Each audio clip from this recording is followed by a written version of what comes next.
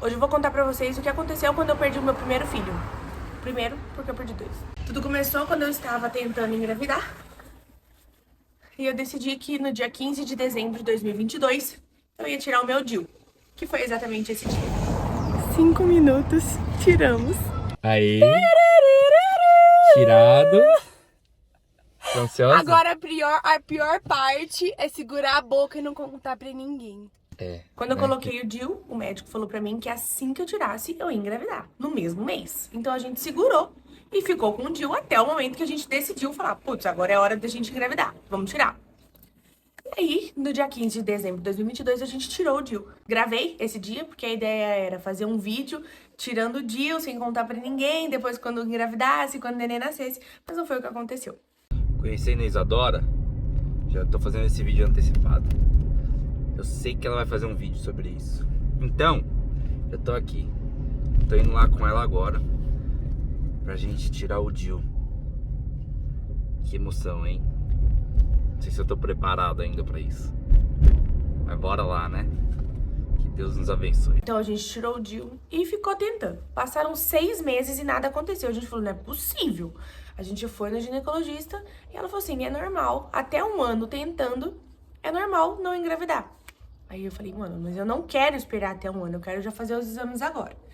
E aí a gente começou a fazer exames e a gente descobriu que a nossa chance de engravidar como casal é 0,2. Oi!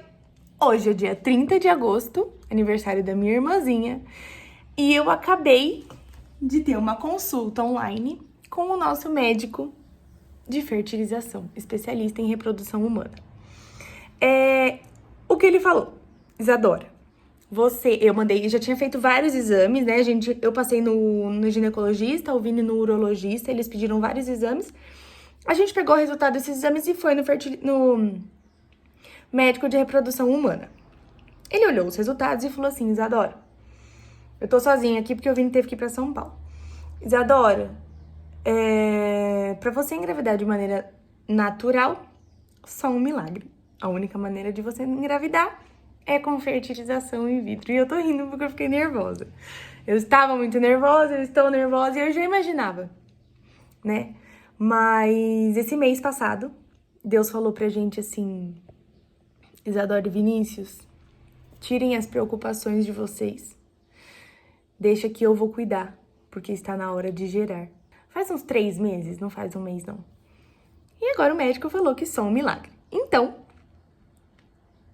vamos ver se vai ter um milagre nessa gestação ou se é numa futura. E aí, ou a gente engravidaria por um milagre ou por fertilização in vitro. Nesse mesmo mês que a gente foi no médico e descobriu que a nossa chance era 0,2 ou seria um milagre ou então fertilização, a gente foi numa oração, nós somos evangélicos, a gente foi numa oração e Deus falou que tava na hora de gerar. Então a gente falou, opa, peraí, então não vamos fazer fertilização e vamos construir nossa casa, porque a gente já tava com a ideia, mas tava esperando ver se a gente ia precisar fazer a fertilização, que é caríssima, ou construir a casa.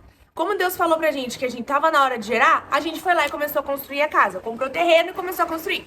E aí, assim que a gente finalizou o projeto com a engenheira, a gente descobriu que eu já estava grávida. Assim, a gente recebeu a notícia que iríamos ser papais sem eu nem estar grávida. Poucos meses depois daquela oração, eu já estava grávida. E a gente já tava construindo a nossa casa e já tinha feito o projeto, o quartinho do bebê e tudo mais. Tava super feliz, contou pra todo mundo. É meu primeiro filho, primeiro neto dos meus pais. Uma alegria, todo mundo alegre. Mas aí eu tive um sangramento. E aí eu, como assim? Né? Não é normal.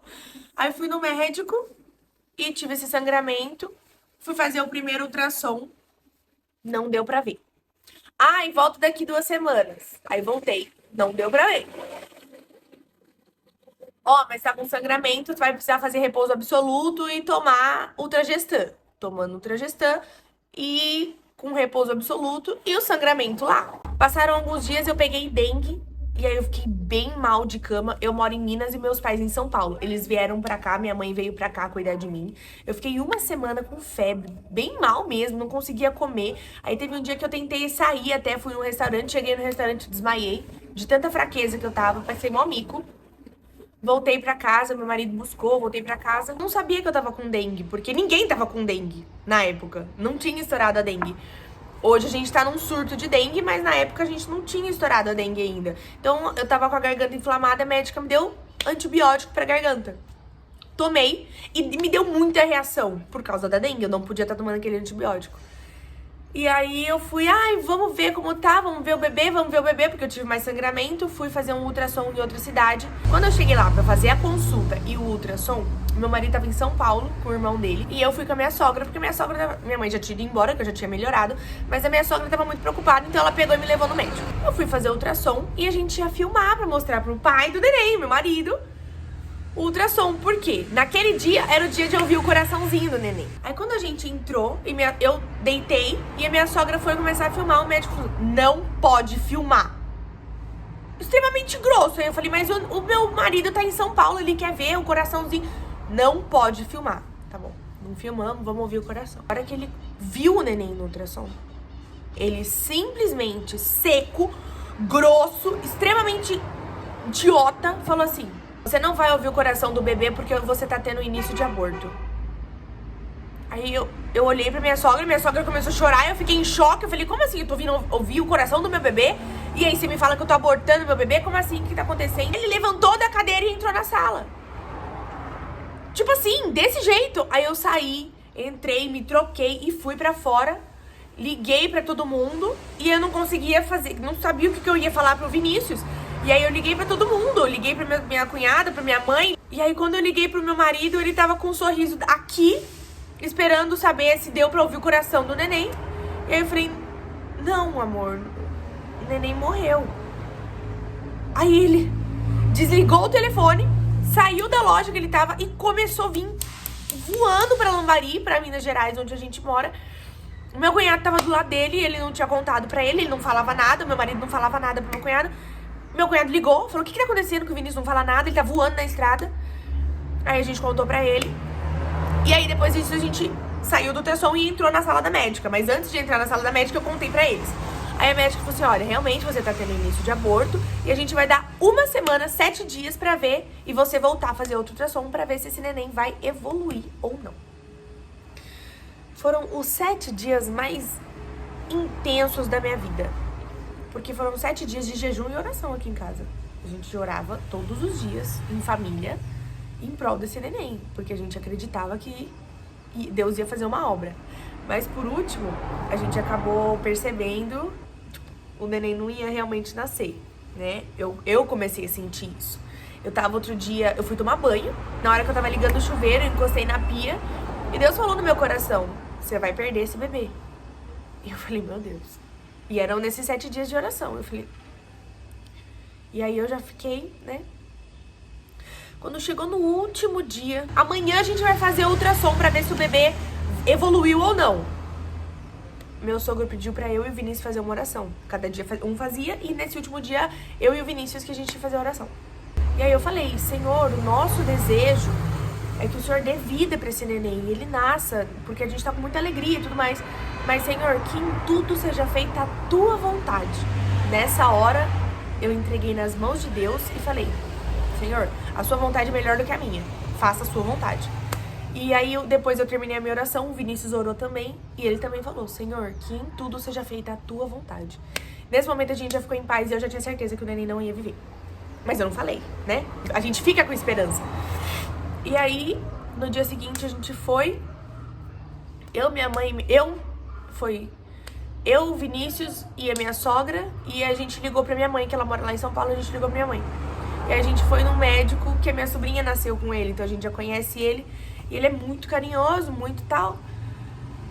E aí ele falou assim... Gente, quando eu fiz esse ultrassom, o neném, ele não era mais um neném. Na hora que começou o ultrassom, eu já sabia. Porque o neném já não era mais um neném. Não dava pra ver neném. Era um girino, era muito pequeno, era igual um girino. Aí ele falou assim, ó, realmente, tá sem batimentos cardíacos, tá sem vida, o embriãozinho não desenvolveu mais. Aí, eu fiquei sem reação. Sem reação, o Vinícius também sem reação. A minha sogra veio chorando de lá até aqui, tentando esconder a gente, segurando, mas ela veio chorando, assim, no caminho inteiro, de lá até aqui. Quando eu cheguei aqui, aí eu desabei. O Vinícius entrou no chuveiro, e chorou. Mas sozinho, nós dois. Aí a gente contou pra família, aí veio meu sogro, subiu. Aí depois veio minha cunhada e meu cunhado, a Thaís e o Rafael, vieram aqui abraçar a gente. Aí depois, nesse dia era uma segunda-feira. E aí de segunda-feira tava tendo oração aqui na pizzaria. Aí o Edinho veio pra fazer a oração, que é um amigo nosso, irmão. E eu fui. Eu fui, Vinícius foi, ele... Aí todo mundo acreditava que a gente tava indo, né? Falou, como assim?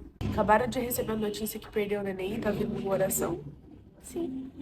Aí a gente fez a oração, Deus colocou paz no nosso coração. Mas aí a gente começou... O que tá acontecendo? Mandei mensagem pra minha médica, porque ela não faz ultrassom. Então todos os ultrassons eu tenho que ir em outra clínica pra fazer. Falei, doutora,